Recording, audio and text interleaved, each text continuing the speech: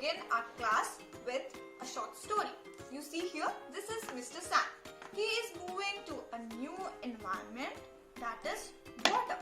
So at first he feels very lonely, but later he tries to settle down in the environment, in his new environment. So let's see what happens when we mix sand with water and how it settles and what is that process called. So let's see the magic. I'm gonna put some sand here inside it. You see, I'm gonna mix the sand in this. Let's put some more sand. Mr. Sand is lonely and he is trying to settle inside the environment.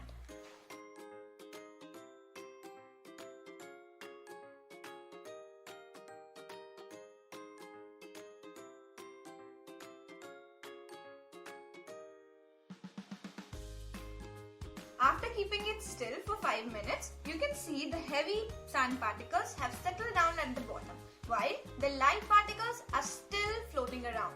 So this process of settling down of sediment particles is called sedimentation. Sediment particles can be sand,